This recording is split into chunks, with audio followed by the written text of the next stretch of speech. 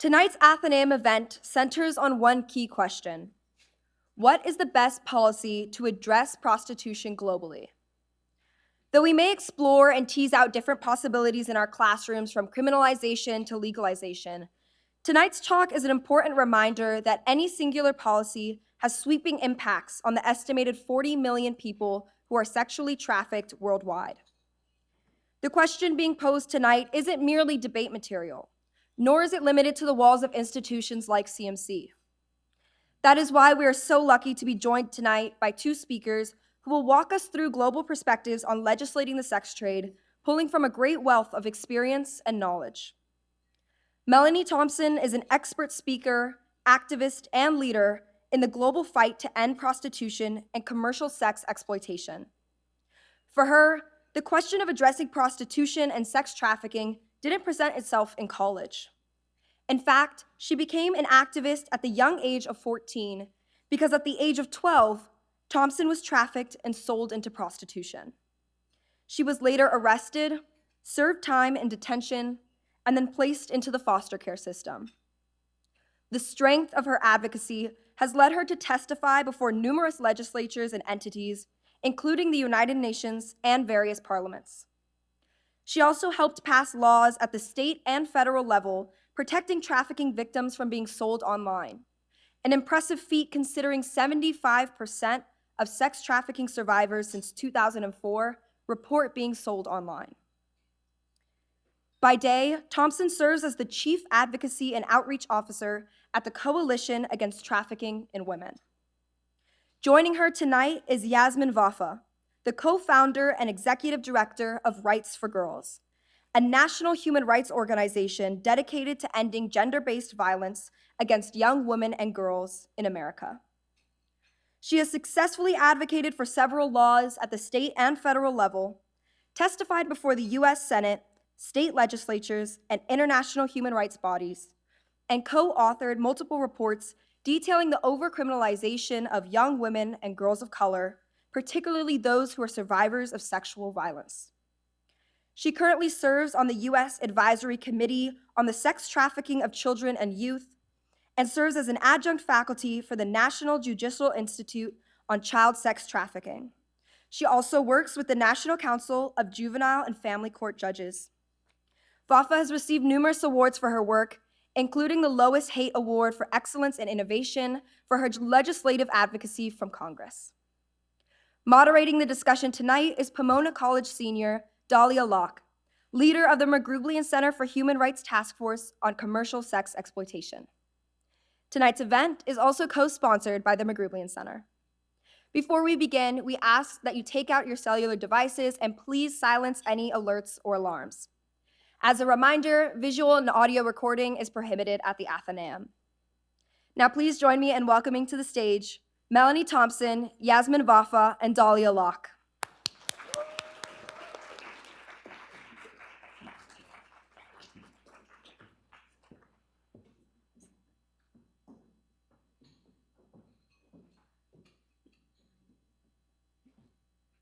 All right, can everyone hear me? That's good? Okay. Hello, thank you for those introductions, Melanie.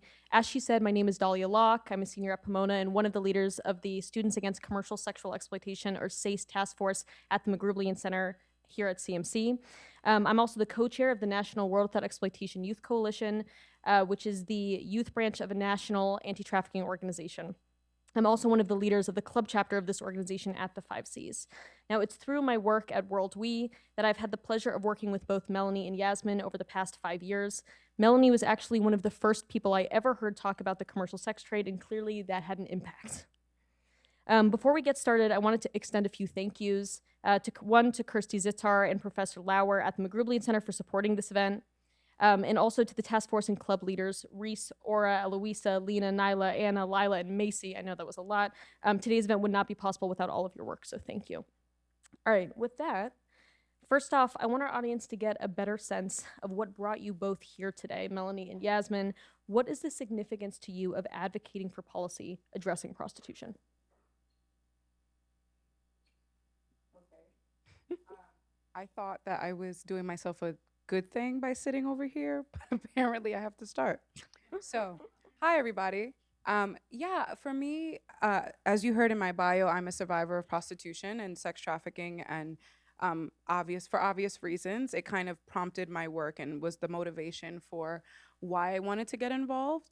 I would say over the years, as I've been continuing to do the work, I've learned so much more along the way about the history and the systemic oppression of this issue. So for me, it just kind of dragged me to stay. I would say one of the reasons that I love speaking at colleges and universities in particular is because I'm a recent college grad myself. I'm not that old, guys. And one of the things that I was facing a lot of was in my classes having teachers tell me what my perspective should be on this issue. And usually unbeknownst or unbeknownst, however you say it, to them, they didn't know that I was a survivor, right? So it was really interesting to sit in classes and hear and be directed and guided, quote unquote, guided on how I should think about this issue. I want to say that there's also this other narrative that's really personal to me, that I hear of a lot of people kind of think, this ideology that if you don't favor prostitution or if you don't favor sex work, that you are like a sex negative person. And I really want to address that. And that's something that's been very recent in my work. And I love addressing this topic. So that's something that kind of also keeps me here. And I really want, and one of the things I love about me speaking most of the time when I'm talking to different groups, there's also this ideology that if you try to combat inequalities or any kind of inherent harm within this system, there's this idea that we are just like religious prudes or we're coming from a saviorism perspective. And I think that when I use my voice, tell my story, talk about my lived experience, and then back that up with research and policy expertise, it's really easy to understand that there's a way to combat certain issues without coming from that perspective, and that I'm not trying to quote unquote save anybody, but that I am simply out here to try to eradicate stigmas and misconceptions around the reality of what this issue looks like on the ground. So I guess that's what keeps me in the work, and I'll pass it to Yasmin. Yeah, I mean, for me and being at Rights4Girls, what initially brought us to the issue of sex trafficking, and I'll start with sex trafficking, was our work with young women and girls in the criminal and juvenile justice system. And a lot of our work around what we call the abuse to prison pipeline. And what we realized were that so many young women and girls were being criminalized for their experiences of violence and exploitation. And one of those, aspects of what they were being criminalized for were their experiences of child sex trafficking. And so it was through our work with young survivors that we started to become familiar with the issue of domestic child sex trafficking. And so that was our first exposure to the fact that this was even happening in the United States, that it was disproportionately American youth that were being trafficked here. And then slowly we started realizing that, the majority of the adults in the sex trade that we were coming across were child sex trafficking survivors when they were younger, that they had first entered the industry as minors. And then we started to really just look across all of these different systems and spaces that Rights4Girls was operating in: child welfare, foster care issues, domestic violence, sexual violence, all of these issues. Prostitution was popping up in all of these different spaces, but no one was talking about it. No one would, as we call it, uttering the P word. And so we were dealing with all of these policy issues that would come up, and no one was really working on it. Everyone would say, well, we'll work on child sex trafficking, but we really don't take a position on prostitution. That's too controversial. We won't work on that. But we had all these survivor-led organizations in our communities, begging for policy assistance and help, and young survivors in our communities coming to us and basically telling us that, they had heard about a specific bill, and in this case, it was a full decriminalization bill, that they had heard about it from their traffickers who were excited about it. But again, no one was stepping up to really help who had policy expertise. And so that is really how we got engaged in prostitution issues. And what we realized was that these policy matters that impact prostitution inevitably impact all of the other issues that Rights4Girls was engaged in. So We know that, for example, child sex trafficking is a key driver of juvenile justice involvement for girls of color. And so we may not work on prostitution if you're a juvenile justice advocate, but you should care about it if you care about the over-criminalization of young Black girls. So slowly we started to realize that this issue touched all of the other systems that we worked and advocated on, and that if others in our community weren't going to take a position, we certainly were, because we, cared about the community of survivors that we worked with, and that, we're informing so much of our work in terms of foster care, juvenile justice, and all of the other issues that we worked on. And so that's really how we came to it, and how we've, been here ever since. So before we delve into policy, I think it's important to set a basis of understanding for the really complex issues we're going to hit on tonight. What do we need to know before we talk policy? So I think one of the most important things, and I just kind of alluded to it, that we need to understand is there's been a lot of emphasis around the differences between sex trafficking and prostitution, or what some people call sex work. And it's important to note that there are key legal differences. These are legally distinct concepts. There are differences between sex trafficking and prostitution. But practically speaking, when you work on these issues and you work with survivors, you start to realize that practically speaking, the line between these two issues is incredibly blurry. And that when you start to work with survivors, especially those over the age of 18, they start to really straddle the line between these two issues frequently over the course of, months, sometimes even weeks. And so practically speaking, you have to start talking about these issues together, because ultimately they're inextricably linked and one cannot exist without the other. So as I talked about a little bit ago, most of the adults in the sex industry first enter the sex trade when they are minors. And so legally speaking, they are child sex trafficking victims. And so we have to ask ourselves, what happens when these kids turn 18? Does that status disappear? Do they automatically become, consenting, empowered sex workers? Or do they still have many of those same vulnerabilities that, led them into the industry when they were young? Many of them have criminal records and a lot of the same barriers and challenges that, cause them to become involved in the industry to begin with. Oftentimes, the sex buyers who are soliciting individuals for sex cannot distinguish whether the people they're soliciting are there by choice or being coerced, nor do they really care. As one survivor that I've worked with said, buyers don't care. Buyers don't check our IDs. They don't care. I work with another young 16-year-old who's actually here from California, from Compton. She said that for 6 months, she made up her mind she was going to tell every single sex buyer she was with that she was being trafficked, she was there against her will, and she needed help. And for 6 months, not a single buyer helped her. And so they don't care. And that's the reality. This is all happening in the same ecosystem. As Melanie often says, trafficking might be the means, but prostitution is the ultimate end. And this is not like there's a market for sex trafficking victims over here and a market for, sex workers and prostitution over here. It's all happening in the same ecosystem. Buyers can't tell. And then the third way these issues are, inextricably connected is that the policies that are designed to address one inevitably impact the other. And so we have to consider these two issues together when we're talking about policies, because they impact each other. And so it's not that we're conflating them, it's that they have to be considered together. We understand there are legally distinct concepts, but when the market is, one and the same, they have to be contemplated together. Absolutely. And I hear, as you're explaining this, that there's a tension between some of the terminology that you're using, right? We have prostitution and those who are prostituted people, and then sex work. Melanie, I know you've spoken about this before. Can you tell me a little bit about the tension between the terms here?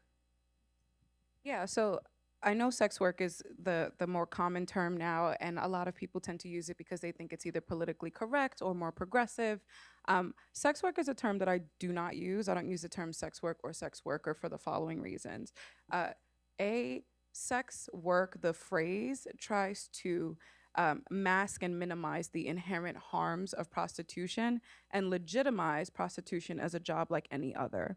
I think oftentimes when we think about the sex trade in general, and we hear sex work, what we're thinking about is an individualized choice. And I can do an entire talk on another day about what choice truly looks like in the sex trade.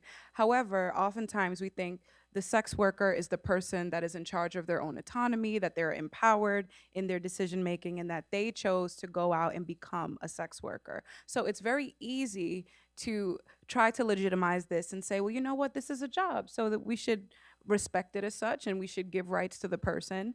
However, we have to remember to look at prostitution as for what it is, which is a system, right? And historically, prostitution is predicated on racism and misogyny and patriarchy and sexism. And when you look at it from a more macro lens and you recognize that it's been predicated on these oppressive systems, then you can never view prostitution as an individualized choice. I believe Dahlia and Yasmin both touched upon the majority of individuals that are in the system of prostitution are usually of a marginalized or a vulnerable population. And they're usually bought and purchased by individuals who are not in those same circumstances. The majority of people that are in prostitution, or what many folks in here may refer to as sex work, are usually Black, Brown, Indigenous, undocumented, or LGBTQ plus identifying. However, the majority of buyers on a global scale are middle-aged white men, usually over 40, usually making an income of over 100K and have disposable income. And what unites all of these buyers are the same individuals who view people like myself, the marginalized population, as being disposable. So when you actually look at it from that macro lens, then you can recognize that it's not the actual person in prostitution, or prostituted person as I call it, or the sex worker, however you identify it. It's not us that hold the power in these dynamics, right? It's usually the sex buyer that holds that power. And what I want to emphasize as well, that like Yasmin started to touch on, sex buyers don't differentiate how you self-identify. Oftentimes, especially in an academic space, we spend a lot of time trying to figure out what's the more politically correct term, what's more progressive, what's more polite. The reality is, sex buyers don't care if you self-identify as a sex worker or a survivor of trafficking or somebody who, decides that they want to create their own name. The reality is that every single one of these individuals, while we're naming ourselves, sex buyers are still buying, and the common denominator here is the harm. And we'll talk a little bit more about this when we get to legislation and policy, but when we think about policy, what you often find, no matter on what side of the spectrum you fall on, we're usually advocating for the same things: safety for the person in prostitution, or safety for the workers, and creating an environment that is fair, equal, and equitable. And we don't have that when we are all relying on the same financial, quote unquote, resources from the sex buyers. So when we shift our focus and understand that it's the buyers that hold this financial power, and that we're usually coming from a place of economic, either desperation or, there's a million lists of things that make us vulnerable. When you recognize it from that lens, you can never see sex as work, nor can you see sex as an individualized, quote unquote, work choice. Majority of us are there because we have a lack of choices. And additionally, I also just want to add, there's a lot of times when we talk about this issue and we think about sex work, it's an umbrella term, right? So when we talk about all of the things that in today's society, what falls under this umbrella term of sex work is everything from selling feet pictures on OnlyFans, to street walking prostitution, to selling online ads, to I can go on and on about the list. So it's very easy to try to create a term that focuses on all of these not so bodily invasive things, and it's very easy to say, well, it's not such a bad thing. I'm a sex worker, I'm proud of it. But the reality is that we're not talking about the ugly side of prostitution. We're not talking about what goes on behind closed doors. We're not talking about the harassment, and we often don't refer or remember and recognize those physical and mental harms that come from it. And there's a stat that floats out there that is really impactful, even for me as somebody who's lived through it, that those who have been in or survived prostitution suffer PTSD at 3 times more rates than veterans. Like, let that sink in.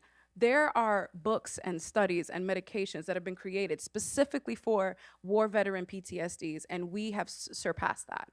And that says a lot for the things that we've experienced in prostitution. I know there is media out there that shows otherwise. There's a lot of glamorization around this particular industry. And I said to you two and friends earlier that it's very easy to follow a narrative that's pretty and happy, right? It's easy to say that sex work is empowerment. We're not talking about the dirty, negative connotation of prostitution. We're not talking about street walking or being scantily clad or any of those things. We're talking about this quote unquote like happy hooker narrative. We're talking about people making their own choices. But the reality is that whether you on the surface chose to engage in prostitution, chose to become a stripper, quote unquote, chose to do any of these things, the reality is that the power still lies in the person that deems you worthy of purchasing. And when we look at it from that perspective, then you can never see that as an individualized choice, because regardless of what you call yourself, you're still at the hands of the buyer who holds the power and has that sense of entitlement to deem you worthy of his dollars. And I say his because it's predominantly men. So that's why I don't use the term sex work. Thank you both. Something that was helpful for me when I was struggling with the issue of language is a few summers ago, I worked at a direct service organization that provides medical, legal, mental health services to those currently in prostitution. And the director of that organization, Mitha Chowdhury, colleagues of all of ours, she's incredible, said to me that no matter how somebody identifies when they walk into my office, sex trafficking victim, sex worker, prostitute, usually they don't identify as anything. They just know what they've experienced, right? They're not subject to all the discourse that we talk about all day in class, right? She said it doesn't matter how they identify, the harms are the same. They all need the same services. So no matter what you call something, it doesn't change its effects. And I think that was a major takeaway for me. So now that we have a basic understanding of the prostitution system, let's talk policy. I want to hit on the 4 main legislative models used internationally to address prostitution. But let's start with criminalization, as it is the most predominant model to address prostitution in the United States. So what's the logic behind this model, and what are its effects? Yeah, so I mean, this is the dominant model in the United States, the full prohibition or, full criminalization, where all aspects of the prostitution transaction are criminalized. So the selling of sex, the purchase of sex, pimping, brothel keeping, sex tourism, and this is the dominant model in the United States and several parts of the world. And the logic behind it is essentially that prostitution is immoral. Prostituted people are, immoral. They're like the Jezebel, they're temptresses, and that we really want to discourage this behavior by criminalizing all aspects of it. And, unfortunately, what we have seen is that full criminalization policies have done nothing to reduce the rates of prostitution in our society, have done nothing to really discourage the demand, and have done nothing to really help prostituted people out of the industry. If anything, we have seen that prostituted people bear the brunt of prostitution arrests, and that these criminal records really keep, the mostly women and girls of color who bear the brunt of these arrests trapped in the industry, right? So even though, in Rights4Girls, we have a campaign called There's No Such Thing as a Child Prostitute. If children can't consent to sex, they should not be criminalized for it. And even though our federal laws make clear, like, any minor under the age of 18 engaged in the commercial sex trade is by definition a victim of child sex trafficking, we still see minors all across the country criminalized for their own exploitation. We know that Black children are criminalized 5 times the rate of their white peers, and Black women are criminalized at much higher rates than any other racial group for prostitution offenses. And we know that in several of the states that have disaggregated their prostitution data, that prostituted people are arrested at far greater rates than sex buyers. So it's really done nothing but really keep prostituted people ensnared in the industry and unable to access the other types of work and education opportunities, housing, and it's something that we feel is a really harmful status quo and something we have been working to change. Melanie, is there anything you want to add? I don't remember. We talked about this a lot, and obviously I'm having an evening brain. But I do want to talk a little bit about the effect of criminalized survivors, and I think this is super important. As somebody who's been arrested and institutionalized, I think we often, when we do this work and we think about policies, we don't think about any of the aftermath when it comes to people who have been in the sex trade. I think we often talk about the act now, the person that is selling or the person that is buying, and then we kind of stop after we create a law, or when we think about approaches to policy, we think about up until the point where they're arrested, and we don't think about anything that happens to the survivor after. So I thought this was a perspective that was really important to bring into this conversation. I myself and many survivors that I know have been arrested in some capacity when it comes to their lived experience within the sex trade. And this is on a national and an international scale. And one of the things that I know we talk about often is forced criminality. When we think about arrest of people in the sex trade, we often, think about public figures like Cyntoia Brown, for example. That was a huge case that everybody knew, and we recognize that she was traumatized. If you don't know who she is a survivor of sex trafficking as a minor who went to jail for a long time for killing her sex buyer. And she was, after us advocates got together and we advocated, and there was a lot of public awareness around her, she was granted clemency and wrote a book. However, for a long time, a lot of people blamed her for her victimization. So often when we think about prostitution and we think about being sentenced, we say, well, that's not fair. She was a child. She deserved better. But we don't think about the survivors and those that are in the sex trade under pimp control or trafficker control that are forced to commit crimes while they are a victim of trafficking. And that's a perspective that we can delve into a lot further later, but it is important to recognize that a lot of us that were arrested for crimes that we were forced to do and complete by our traffickers, right? So oftentimes you'll see, as you were mentioning, there's a lot of children who become sexually trafficked or exploited, and then by the time they turn 18, now they are forced to commit further crimes. That can look like recruiting other people to go under the same trafficker. That can look like smuggling drugs. That can look like doing a lot of things. And what ends up happening is the survivors are actually criminalized for these charges. And what this looks like when we talk about the effect of criminalized survivors afterwards in today's society, this looks like a survivor trying to get out once they've done their time, trying to rebuild their life, and they're unable to, while the trafficker and the buyers usually face no consequences. This looks like a survivor trying to go backwards and scrub their records, but they have this stigma. And sometimes this looks like survivors actually having sex offending charges, which stay with you for life because their traffickers forced them to recruit somebody that was a year younger than them.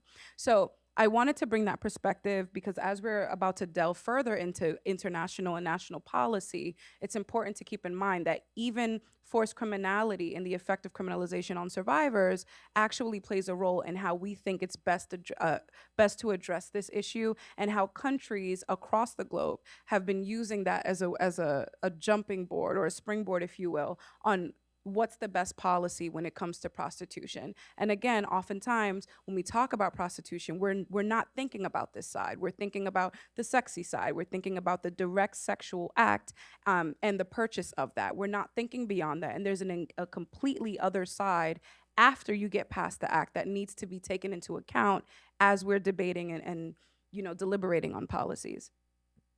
Yeah, I want to add one more group of people. There are also adults, oftentimes, as Yasmin said, sex trafficked as children, who then become adults, have no financial resources, they don't have family they can trust, right? Oftentimes, those who traffic you are people you know, their fathers, their brothers, their uncles, etc. And then they pass the age of 18 and they have nowhere to turn, right? They don't have a degree, they don't have options, right? And they're arrested for prostitution. Is that a perpetrator? Is that a victim? I think these are just questions to meditate on. And I think it's interesting too, when now that you all have this basic understanding of what leads someone to enter prostitution, right? Systemic marginalization, right? This is globally, this is who we see predominating in prostitution.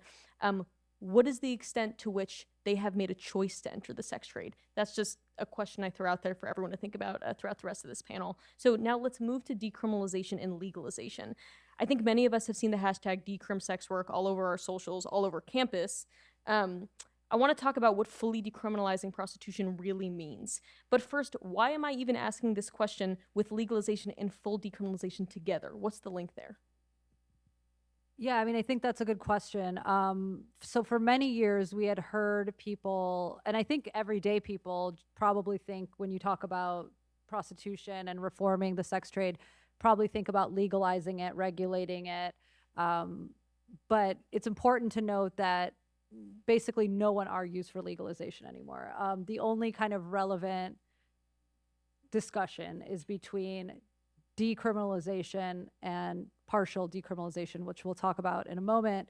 And nobody really advocates for legalization anymore because it's been globally recognized by all sides of this debate to be an abject failure.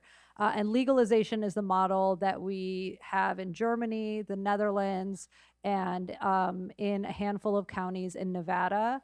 And it's important to note that in Nevada, it's just inside licensed brothels. So it's, you know, if you're outside selling sex on the street, not okay. Inside licensed brothels in a handful of counties, okay. So that's important to note. But no one really argues for legalization anymore because of what we've seen now in the Netherlands and Germany. But we talk about these two models together because they're essentially the same, except that decriminalization is a much more dangerous form of legalization because unlike with legalization where there is regulation, decriminalization is completely unregulated. It's a complete deregulation. And so it's important to talk about them together because under both models, what you essentially have is all aspects of the prostitution transaction being rendered legal. So under decriminalization, what you see is repealing the prohibitions against selling sex, as well as the prohibitions against acts of pimping, sex buying, and brothel owning. And so effectively, all of those actions become rendered legal. And so when people talk about decriminalizing sex work or decrim sex work, it's not just the selling of sex, right? Or the sex workers, quote unquote, that become legal. It's all aspects of the prostitution transaction. So decriminalizing sex work also decriminalizes pimps and sex buyers and brothels. And that's really important for people to realize. So that's something that I think they never talk about, that movement never talks about. But when you delve into it, they'll acknowledge it, except they call pimps managers or facilitators. And they have lots of great euphemisms for those terms, but it's really important to understand that that is what that movement is about. It's a pro-sex industry expansion movement. And again, if you don't think that there's anything wrong with prostitution and truly see it like a job like any other, then you don't see any problems with expanding it and pulling more people into it and having it out in the open and having lots of people engage in prostitution because you don't see anything wrong with it, and you don't see it as harmful. So that's really important for people to understand. And so legalization very similarly renders all those acts legal, except it offers an element of government regulation and oversight. And so in countries like the Netherlands and Germany, there is a heavily regulated system of prostitution. But it's also important to note in those countries, it's been legal for more than 20 years. And they still have lots of problems. So in the Netherlands, they've shut down a third of their window brothels. Both countries are rife with organized crime and human trafficking. And in Germany, they're looking to adopt the equality model, the survivor model, because it's been such a problem there. And it basically fully expands the sex trade. And so the problems associated with this model are that, you know, because we essentially have sex trafficking in all of our societies, even though it's illegal to buy sex, there are currently enough men that are perfectly content to break the law to buy sex that the demand already outpaces the supply. And so if you are to legalize or decriminalize sex buying, what happens is that more individuals enter the market as new clients. not just from that jurisdiction, but as sex tourists. And so, for example, Germany has an estimated 1.2 million sex buyers per day. And that's not just from Germany, that's from sex tourism. And so what we know about Germany and the Netherlands is that the majority of prostituted people are not Dutch or German. They are overwhelmingly trafficked immigrant women from Eastern Europe, from the Ukraine. And actually during the Ukrainian war, there were advertisements from the German brothels saying, come work in our brothels, not like we have refugee help programs to like help provide services to these women, but come and work in our brothels. And so this is, again, and New Zealand does this as well. New Zealand has full decriminalization. It's part of their migrant, immigration on their immigration website. They're saying, come to our sex industry. If you're an immigrant, we welcome you. Again, if you see it like a job, like any other, there's no difference. And so these are some of the issues that we see with legalization and decriminalization. They hugely expand the industry by raising the demand. And so those are some of the problems that we've seen. And all of those countries that have done it are grappling with it. Similarly with Nevada, I mean, when we have a new report where we talk about some of the kind of ancillary effects, like how gender-based violence goes up in these jurisdictions as well. I have a follow-up question for you, Yasmin, but first I want to turn it over to Melanie because I know you did some research on the effects of legalization in the Netherlands in your role at Coalition Against Trafficking in Women. I'd love for you to speak a little bit to that and what you learned. Yeah, absolutely. Amsterdam was a mess. So I ended up going and living there for a bit to do this research. So I stayed there for about a year. And I think one of the most important things that Yasmin just said is that essentially legalization and full decriminalization are the same. And the reason we say that is because the effects of both of these legislative approaches globally is the same. It will lead to an increased demand for paid sexual access to marginalized populations. And this was no different in the Netherlands. So I went there and I was in the red light district for countless days, felt like forever. And when you go there, I went both in the daytime and the nighttime because they say there's a difference. And a lot of the things that you mentioned are things that I saw. It was very blatant, the racism and the trafficking that are within the windows. So for those, I'm sure everybody in the room has heard of Amsterdam at least, if you have not been there yourselves. And most people know that people go to Amsterdam for only two reasons: legalized marijuana and the red light district. And when you go, you see women in windows with these red lights, obviously not dressed, and a bunch of, not even just men, it was a bunch of people in general that come to gawk at these women. And I won't get into the disrespect that these people are obviously putting onto women, because women in prostitution, of course, are considered disposable. But separate from that, what you notice is that on the main tourist strip, which is where everybody goes, you see usually the white women, usually very slim, the ones that are considered the prettiest, bombshells, blonde, blue eyes, usually have some kind of work done. Those are the ones that they keep in the main areas. And these are usually the women that are either Dutch themselves or Eastern European. What you find on side blocks in the red light district are all of the people who are either undocumented, trafficked from other places, usually women of color, maybe overweight, maybe have been there for more than 5 or 10 years. And these are the women that usually don't get that same kind of attention. What we recognize is that it became so overwhelming with the amount of people who were visiting the red light district just for these individuals. You find disrespect by the quote unquote clients or the buyers. Unfortunately, Amsterdam has a very low system where you're paying something as low as 20 euros to deal with one of these people. They even have differences within the rooms, and I can get as graphic as you want me to, but I won't. I know you guys all just ate. However, it's the way that they disregard the women in the windows and prioritize the demand. I can tell you, I guess this is the best example I can give you to understand how much they disregard the women there. In the rooms themselves, and I say rooms, it's whatever behind those windows, there are 2 sinks, one low to the floor, one higher up. The one low to the floor is the one that the woman is supposed to use to shower, and the one that's higher up are for the men. There are also urinals, public urinals in Amsterdam. So on the streets, men can use the bathroom publicly. What we find is that a lot of the men and the demand for paid sex, these are usually not people that are Dutch men, although they do frequent this place. These are a lot of people from our country, from countries abroad, from other continents that are coming to the Netherlands just to engage in this kind of practice because they are made to feel superior to those that are being exploited. And what happens is you even have people that are going and claiming that they're engaging in sex tourism, but they don't want to pay. So they'll come, they'll see these women, and then when they get to a certain, place where they want to release themselves, they'll run to the urinals and not pay the women, but then they'll disrespect the women, or they'll degrade the windows, or they'll do things like that. So I can go on and on with more graphic stories, but the point is, the demand for paid sex, again, going back to my first initial theory about power and control and who actually holds the choices in their hands are the individuals that are prioritized.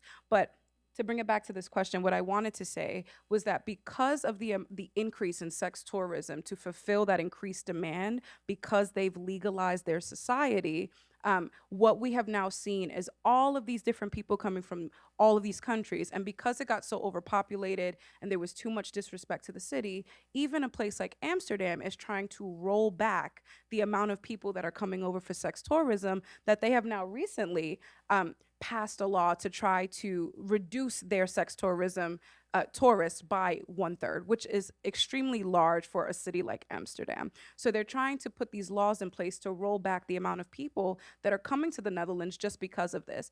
All of the societies that we have seen that have implemented legalization or decriminalization, we've noticed that they've tried to retract in some form or fashion because of the negative effects of each of these legal frameworks. So it's super imperative that when we're thinking about, well, what's the best way to approach this issue? Or should we legalize or decriminalize on a national but also on a global scale? We should really look at the countries who have already implemented these frameworks and see what the effects have been and what their approaches to the effects have been. And I can even jump to Yasmin to talk about Rhode Island if you wanted to, but that's an interesting case study as well. I would love to talk about Rhode Island. Unfortunately, that's a whole nother panel. So before we move on to our last legislative model, Yasmin, I want to pass it back to you. I know through your work at Rights4Girls, you recently released a report on sex buying, and it features, if any of you are interested, it's readily accessible online. It features some really disturbing quotes from sex buyers telling you exactly who they are and exactly why they buy sex. I would love to hear some of those quotes. Yeah, I mean, I would highly recommend for folks who are interested in this issue to check it out. I mean, it's available right on our homepage, but rights4girls.org/buyers unmasked is what it's called. And what we wanted to do was really, display buyers in their own words. And so what we did was go through what are known as hobby boards. And so for folks who don't know what that is, it's basically Yelp for prostitution, where sex buyers go online and they rate and review the individuals they purchase for sex, basically to other buyers. And they, when a new batch of women becomes available, they rate them and tell, each other who to avoid or who's really great, and how to evade law enforcement and all kinds of things like that. So what we did was go on a set of 2 of the free buyer review sites, but there's all kinds of paid ones too. And we didn't look far, like literally you can go on for yourselves. We looked at the first 3 to 4 pages of several cities, and we did it by region. So West Coast, Southern United States, Midwest, Northeast, and pulled buyer quotes basically randomly to give a sense of how they speak about these issues and the people that they purchase. And basically summarized the attitudes and drew certain conclusions around, racist attitudes, misogyny, transphobia, and ultimately concluded that buyers are largely aware and indifferent to signs of coercion, trafficking, desperation, drug use in the people that they purchase for sex. And so highly recommend people taking a look at it. We also look at case studies of Australia, New Zealand, Rhode Island, as well as Sweden, Norway, France, and elsewhere, to really talk about what policy solutions could be helpful and lift up innovative practices from several jurisdictions throughout the country that are doing really interesting things, and really talking about some of the other pressing issues, I think, of today around young men and boys being really reporting being lonely, and 1 in 5 Gen Z men and boys admiring Andrew Tate, and just where we are as a culture right now, and what that means. So highly recommend folks taking a look. But to your point about like what quotes really stuck out, like I'll share a quote that really stuck out. And this is one that didn't even make it into the featured quotes. It's in the appendix. But there was a sex buyer, I think from Arizona, who was giving advice to other sex buyers. And what he said was, for those of you who are into native girls, I highly recommend going to the Indian casino and sticking around to late night, because that's when the women run out of money and get desperate. So if you really like native girls, I highly recommend going to the casino and sticking around, because that's when, they get really desperate and you could, take them home and basically, take advantage of them. So like literally preying on Indigenous women. And that one just really stuck out to me. But there's so many like that. And that's a tame one. There's ones that are definitely like too graphic to share, but we didn't edit any of them for grammar, spelling, content. But it really just shows the psyche of who these men are, and really dispels with the myths of them being like shy guys who can't get a date at the bar, and just shows and corroborates a lot of the other research that's been out there about, a lot of sex buyers sharing, characteristics of other sexually coercive men, that these are, that you would only really do this to, carry out acts that you can't do with, your girlfriend or your partner, or, so it's very interesting, some of the quotes that are there. And I just highly recommend folks taking a look at it. Absolutely. I would love to get to questions, so I'm going to wrap up with the last one I have for you both. How do we ensure that we both don't criminalize people in prostitution and actually decrease the inherent violence that you've both just described in the sex trade? So I would say support partial decriminalization. I think everybody agrees that criminalization is out of the question on all sides of this discourse.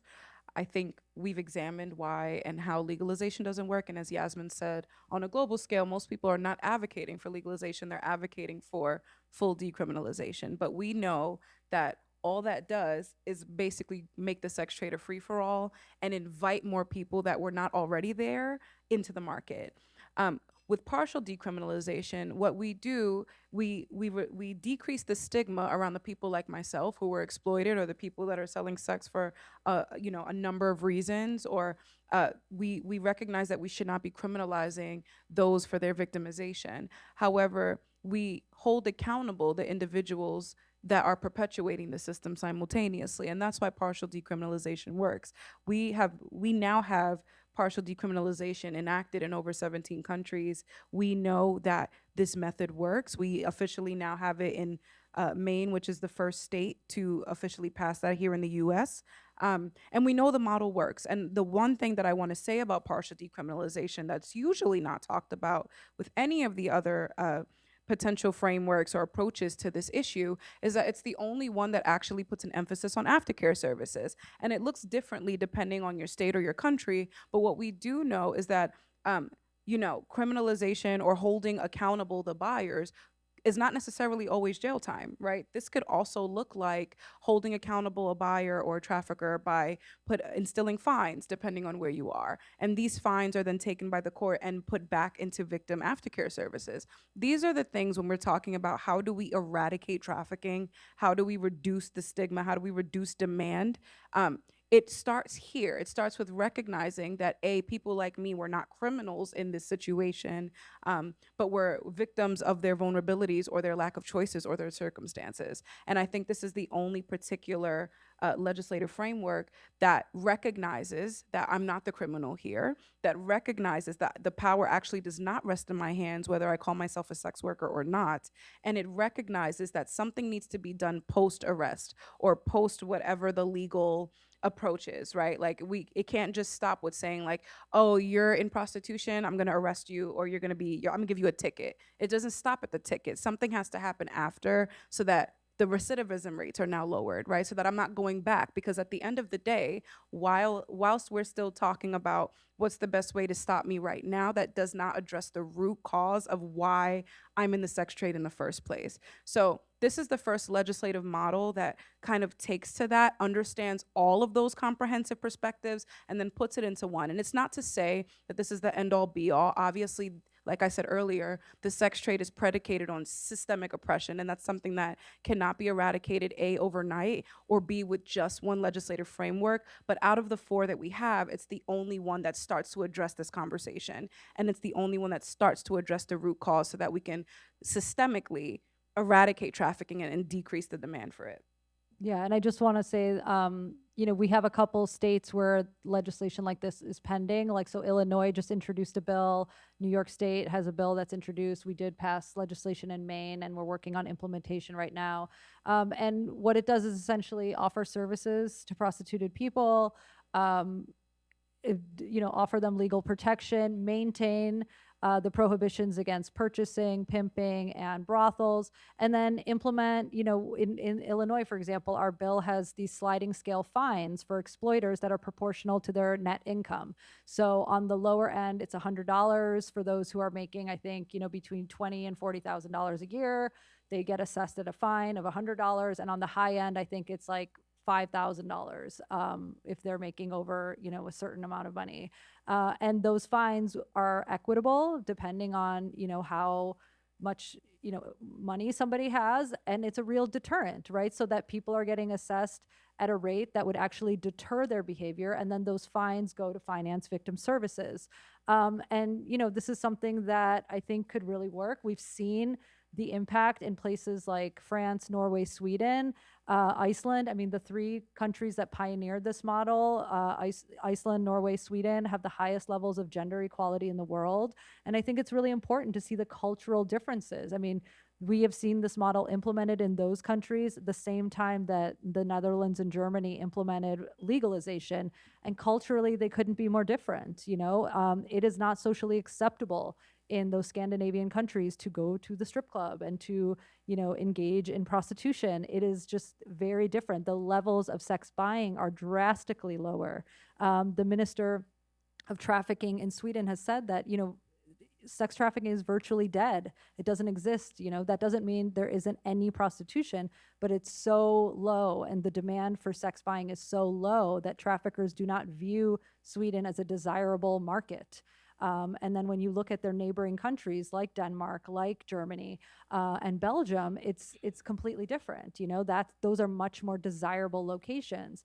And we've seen this to the point where the European Parliament has endorsed the survivor model as the preferred approach going forward. The UN Special Rapporteur for Violence Against Women and Girls has endorsed this model. And so we're really seeing most of the world head in this direction because of the effects. And I think, it makes sense with what we've seen come out of Scandinavian countries around justice reform. We really try to emulate what they have done around so many of their other policies. And so, I think it's not just the policy angle, but the cultural shift that it's instituted that I think is worthwhile in terms of emulating. Absolutely. Just to wrap up, I want to address the myth that prostitution is the world's oldest profession. I hear that all the time. If any of you saw that Anora won 4 Oscars, its director, Sean Baker, loves to say that.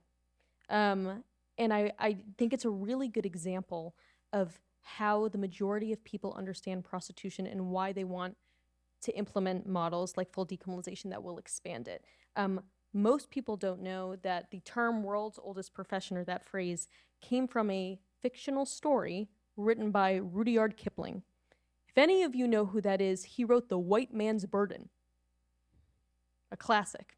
So I just want to take note that probably the people who you are hearing the most from about prostitution, and you are hearing these very glamorous narratives of, and who are telling you that full decriminalization is successful when we know it is a failure, are probably the most privileged people in the sex trade, or benefit from it financially, like states who decriminalize prostitution and get so much money from sex tourism. It is incentivized, to have this model for the people with the most power in our society. So I just want to end on a note of encouraging everyone to think about who is telling them these narratives. Are you in a very privileged space, like a private college's classroom? Are the people on your social media coming from places of privilege? I wonder if this is the first time you're hearing a perspective like this tonight, an abolitionist perspective, think about why that is. Because the story we've told you is not pretty, and it's not marketable, and it's probably not an Oscar winner. So with that, I want to wrap up this amazing discussion. I'm really glad you mentioned the oldest profession thing, because that makes me crazy. And yeah, Rudyard Kipling, I mean, that's a colonial construct, and he coined that in 1909 on a story on the city wall, which was, he used it basically to justify the prostitution exploitation of Indian women. So I'm really glad you mentioned that, because it makes me crazy. It's also not common sense, you know, like midwifery, hunting and gathering. Come on, people. Not the oldest profession. Please, if you hear that, counter it. Thank you. I'm so glad you mentioned that. And that's all we have for you for tonight.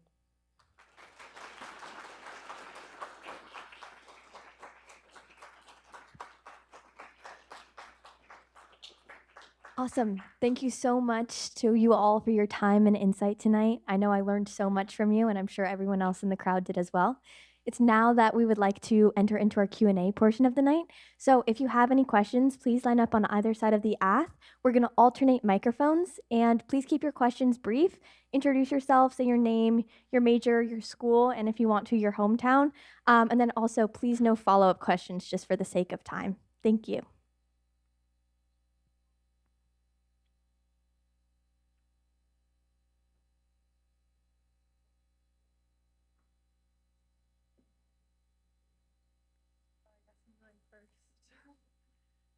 Hi, my name is Danny. I'm a senior at Scripps, and I study global studies with a minor in gender studies. And I'm also a Scripps advocate, and I've been really involved in sexual health education since high school, and it's something I'm really passionate about, reproductive justice, and I think obviously all of these things are very interconnected. And something that I wanted to ask you about, and something that I've been having conversations about in classes, is the impacts on the porn industry on young boys' perspectives on sex. And I'm really interested in kind of how you would recommend engaging in that conversation with youth, especially because going into sexual health education is something that I am really passionate about, but I'm not sure how to have that conversation, because obviously people are going to access porn, and I think it's had really detrimental impacts on youth's perspective on sex and what that looks like. And then obviously that then correlates to policy and all that stuff. So yeah, thanks. Yeah, I think that's a really excellent question, and one that I think our movement is grappling with too, because I think for so long having any critique of porn has been seen as very, you know, conservative. Frankly, having these conversations, you're deemed conservative, religious, pearl clutching, moralistic. But the reality is pornography today is not what it used to be. And all of the research is telling us that children's first exposure to pornography, both young boys and girls, is around, you know, between 10 to 12 years old. And typically it's innocent, you know, they're searching for things like boobs or sex, and then they often are seeing something much more graphic. And how trauma works is that they go back to the source of the trauma, and then they see it again and again, and then they see more graphic things, and they become traumatized, and then they become almost addicted and see more and more and more.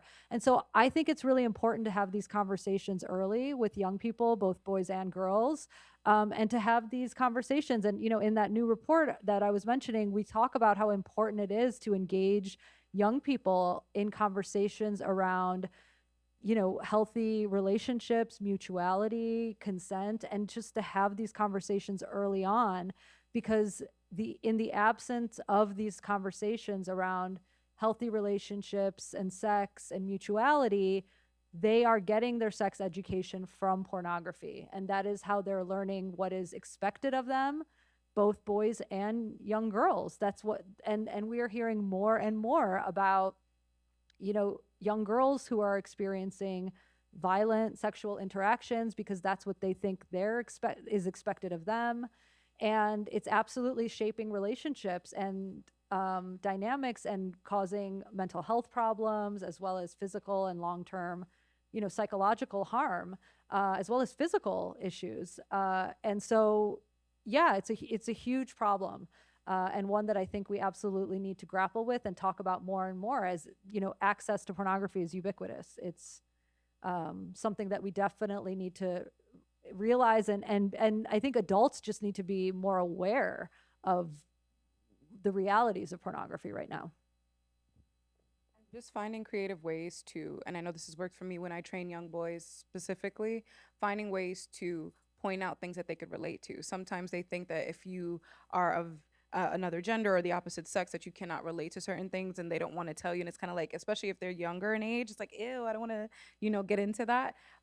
What I find helpful, and you can find me afterwards if you like, there are actually a lot of videos that I use for training that are usually either animated or less PBS documentary-ish, that usually work in helping with engaging that conversation. But what I want to highlight that Yasmin said is trying to focus less on the actual pornographic video and focusing on the themes, which is usually the easiest way and the most open way that you can start that dialogue. So focusing on healthy relationships, talking about consent, even if they are seeing a pornographic video, and then switching okay, imagine if this were you. How would you feel if this were you in this position? And usually what you find is that the answers are, yeah. So we can talk later if you want those resources, but just finding points of commonality rather than contention can be helpful in those conversations. Yeah, like everything else we've talked about tonight, it's its own ath talk.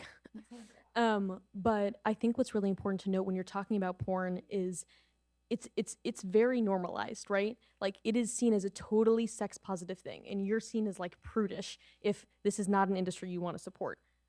We are talking about the same industry that prostitution exists in. Oftentimes you have prostituted people who are filmed and are in porn videos, right? There's a lot of crossover there. But on the point of like sex education,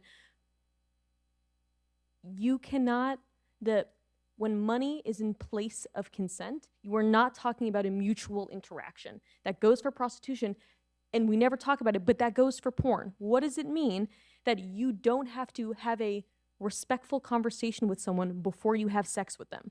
What does it mean that you can just click on something and you have access to whatever you want? That correlates directly to how men in particular, but of course everybody, experiences relationships and sexual relationships in real life. Girls, every girl here I know, I'm sure, has had conversations with your friends. I don't understand men. How could they be acting like this? How could they treat me like this? How could they treat my friends like this? They're all watching porn, and we're not talking about it. They have instant access to whatever they want, and it's going to get more and more graphic and violent. And the majority of porn videos contain violence against women in some shape or form, okay? And you can easily search by race, by ethnicity. You know what went up in searches when Russia-Ukraine broke out? Ukrainian women. What does that say about what it means to commodify sex? So I think it's not, maybe that's not the best way to explain it to a child boy, but before you can even have a conversation with that child, the schools and programs have to want to talk about this as an issue at all, right? In the context of sex education. And by saying, would you let your 8-year-old boy buy sex?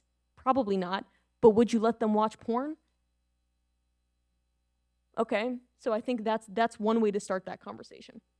Yeah, I also think it's important just in general to know, like, there's no way for you to know that the people you're watching in porn videos aren't trafficked. Like, there's just no way. So just know that you're just compartmentalizing so severely, because we can't count the number of survivors we've worked with who were trafficked in pornography. It is so deeply intertwined with all of the issues that we're talking about right now. There's so many survivors we've worked with who were trafficked through the pornography industry.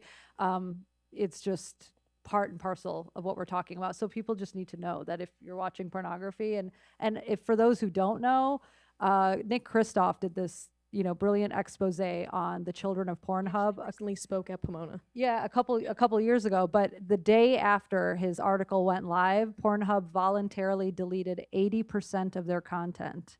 80%, which means they could not account for it being consensual, not being children, not being, and there's multiple lawsuits of trafficking rings and all kinds of stuff. So just understanding that there's no way to know that you're not watching somebody being raped or trafficked in real time in those videos. So as long as people know that, you know, I've never understood how people can enjoy watching something like that, knowing all the information that's out. Is just willful ignorance at this point. Hi, my name is Vivian Arendt. I'm a first year at Claremont McKenna, and I'm majoring in public policy with a sequence in gender studies. And this kind of is connected to what you were just answering, but I mean, as we look around this room and as we look at a lot of the spaces where we're discussing sex work and prostitution and sex trafficking, the demographic is primarily women. And I was just wondering, you might have already discussed the first steps in how to solve this issue, but how we're supposed to bring men into the conversation, how we're supposed to make men care, because as you mentioned, this is a systemic issue. We can't solve it with one framework. We can't solve it with one group of people. So how are we supposed to engage those people? And in your respective organizations, what future steps do you see? So this is a great question because this is something that our movement has been asking ourselves for a while. And granted, like, no matter how great our brains are, we're not men. So it's gonna take the men in the room, hi, to bring their friends, right, and continue this conversation. But it's not all on them. And I will say, I hold a lot of trainings and survivor roundtables with predominantly female survivors. And when we have these conversations, one of the questions that always comes up is not only how can we get men and boys into the conversation, but also why do we think they're not already in the conversation? And I think it's important to, when we talk about addressing the root cause of something, focusing on some of those answers. When I last held a roundtable, this was a couple months ago, and I asked that, none of the women could answer me. However, when I asked them, why do you think they're not? I had two chart pages full of answers, right? And some of the reasons that I think men have strayed away from this conversation, other than the fact that it's not sexy and they have a short attention span, sorry guys, is that there has been this misconception that anything surrounding and involving sexual trauma, sexual abuse, or anything in the sex trade is only seen as either a feminist issue, and there are still a lot of men who don't identify with feminism, or that the women who combat this issue are man-hating, right? So I think on our side, we can do a lot to try to engage the men in this conversation and help them to understand that those are myths and misconceptions. However, turning back to the 4 boys in the room, I think that it's important that for the men and the boys that are in this room tonight that are listening, and I use tonight just as an example, but this goes across the globe, it is important that we are having conversations with other men. We can do a whole panel on another day on men alone, but there is something known as the bystander effect, right? And what we tend to find, actually statistically, it's quite interesting. The majority of men and boys don't actually buy sex or want to buy sex.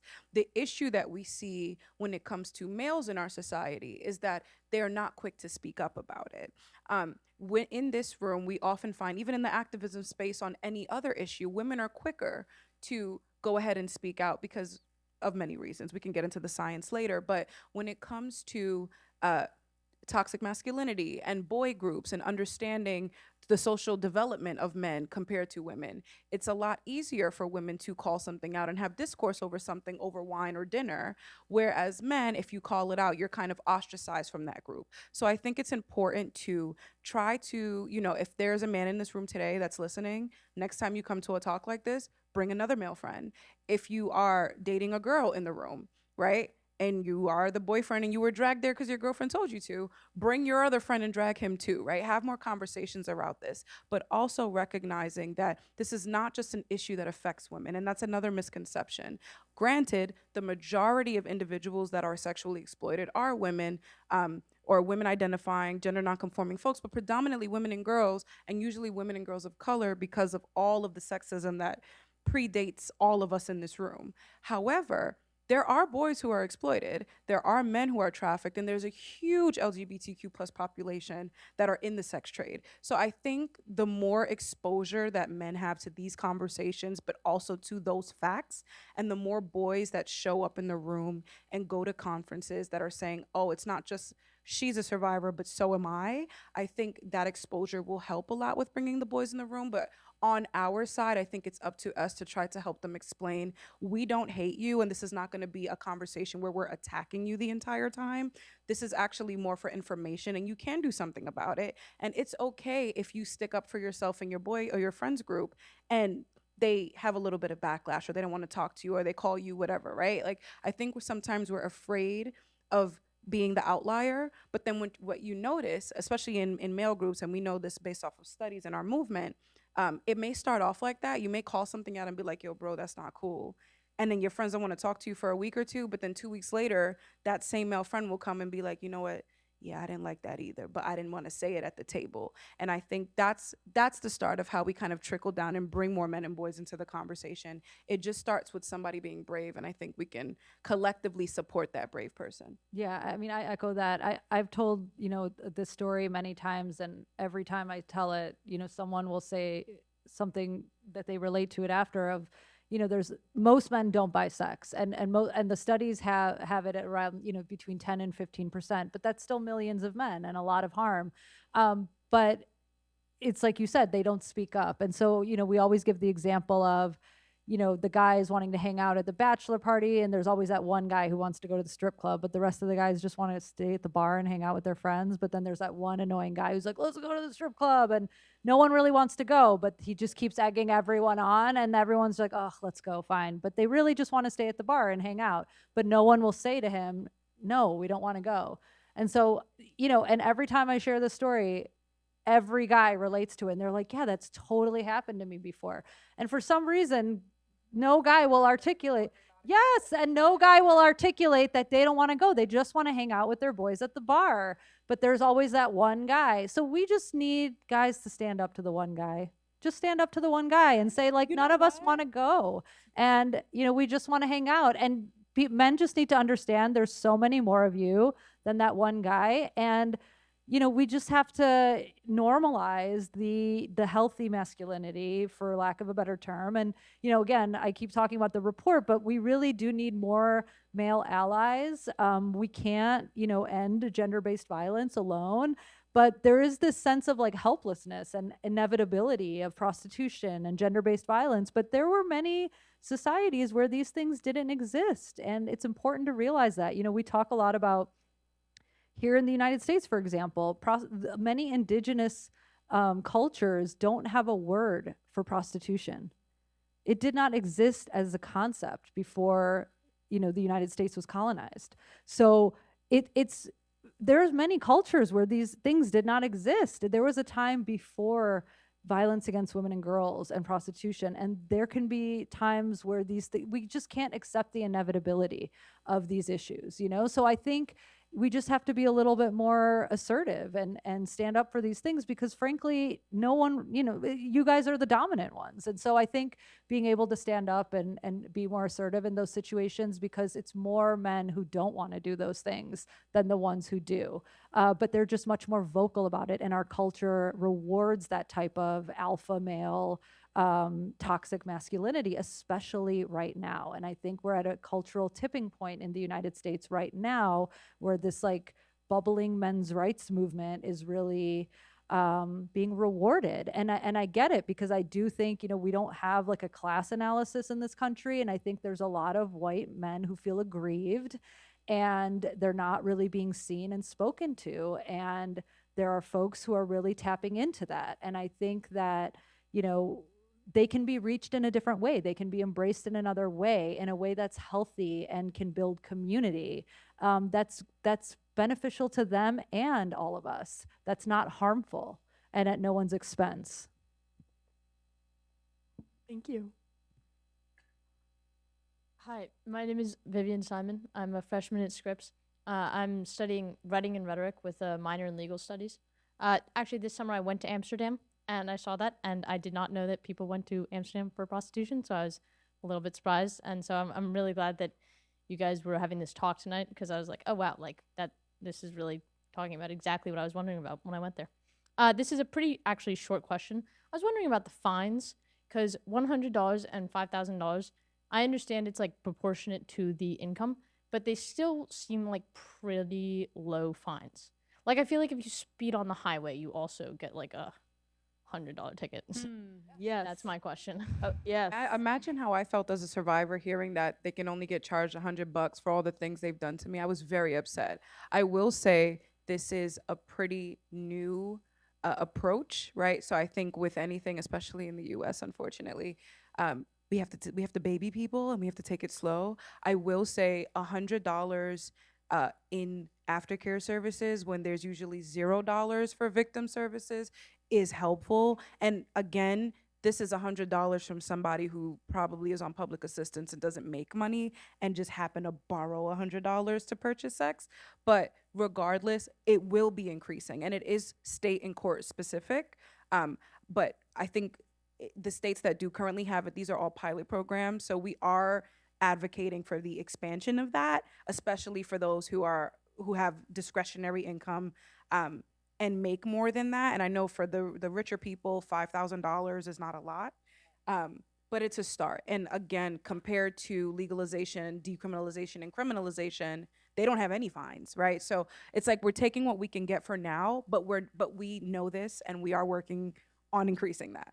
Yeah, I mean, I agree with you. We just passed a law in the New Hampshire Senate today. I mean, it needs to go to the House as well, but it was instituting a $500 fine for sex buyers to go into a victims fund.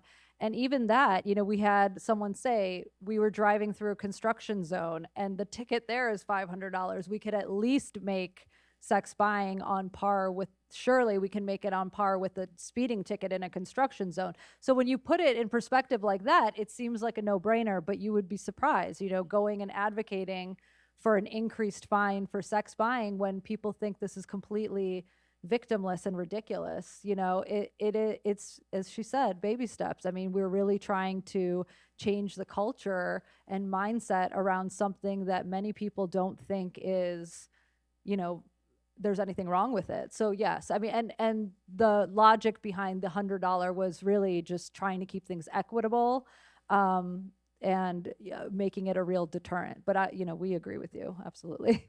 Melanie, I know we're done. Let me just say one thing. Okay.